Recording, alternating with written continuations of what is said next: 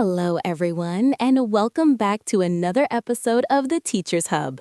I am your host, Socheta, and I am so thrilled you've decided to join us today for episode 44.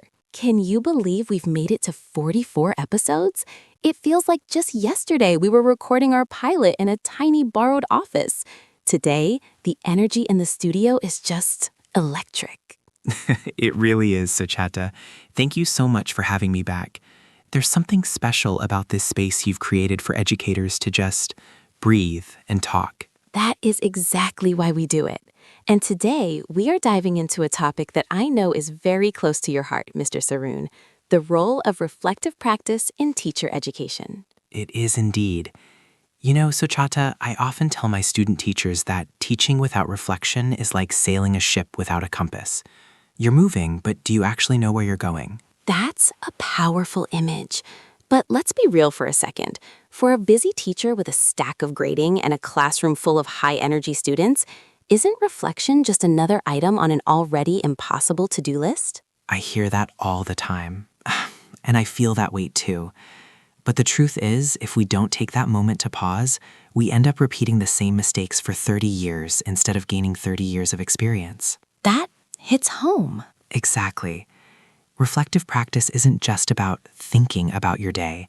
It's a systematic way of looking at the evidence of what happened in the classroom, the good, the bad, and the confusing, and asking why. So how do we move it from a vague feeling of, that lesson went poorly, to something more professional and transformative?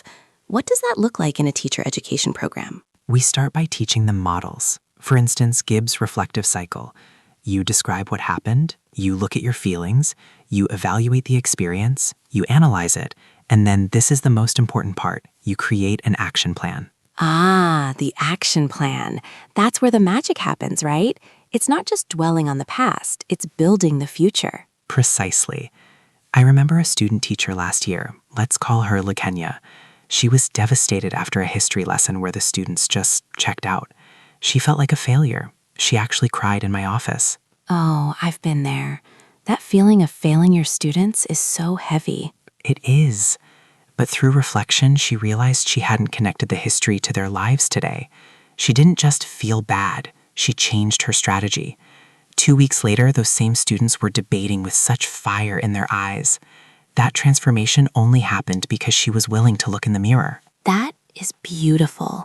But Mr. Saroon, it takes a lot of courage to be that honest with yourself.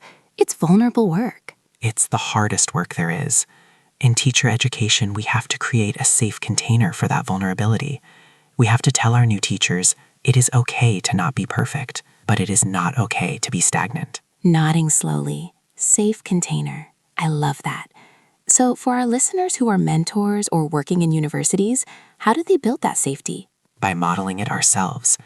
I share my own lesson disasters with my students. I show them my journals. I show them that even after decades, I am still learning. I am still a student of the classroom. I think that humility is what makes you such a great educator, Mr. Saroon. Now let's talk tools. Journals are classic, but are there other ways, maybe more modern ones? Oh, absolutely. Video reflection is a game changer. Watching yourself on video can be cringeworthy at first. Believe me, I hate hearing my own voice. But seeing the student in the back corner you missed while you were talking to the front row, that is pure gold. I totally get the hearing your own voice struggle. I have to do it every time we edit this podcast. But you're right, the camera doesn't lie. And pure observation, not as an inspection from a boss, but as a critical friend. Someone who walks in and says, I noticed this happened when you said that. What do you think about that? A critical friend? I think we all need one of those in life, not just in teaching. Someone who loves us enough to tell us the truth. Exactly. Because at the end of the day, our students deserve teachers who are alive and growing. They don't need robots who deliver a curriculum. They need humans who are reflecting on the human experience. That just gave me goosebumps. It really brings us back to the why of education. It's about connection. It always is. If we don't reflect on how we connect, we lose the heart of the profession. We are going to take a quick break, but when we come back, Mr. Saroon is going to share 3 practical tips for any teacher out there who wants to start their reflective journey tonight. Stay with us. And we are back. We've been having such a profound conversation about reflection. Mr. Saroon, before we wrap up this episode, can you give our listeners those 3 actionable steps? I'd love to. Step 1. Start small. Just 5 minutes at the end of the day. Ask yourself what was the best moment of today and why. I love that. Starting with a win helps build the habit without the dread. Exactly. Step 2. Find your critical friend. Find one colleague you trust. Once a week, share one challenge and one success. No judgment, just listening. Connection and community. And number 3? Earnestly. Step 3. Focus on the students. Instead of reflecting on what did I do, reflect on what did they learn. Shift the lens from the performer to the audience. That shift in perspective changes everything. Mr. Saroon, thank you so much for joining us today. Your wisdom is truly a gift to our community. The pleasure was all mine, Sochata. Keep up the wonderful work you're doing here. And thank you to all of you for listening. Remember, you aren't just teachers. You are the architects of the future, and every reflection you make builds a stronger foundation for your students. Tune in next week for episode 45. Until then, stay curious, stay compassionate, and keep reflecting. I'm Sochata, signing off from the Teachers Hub. Goodbye.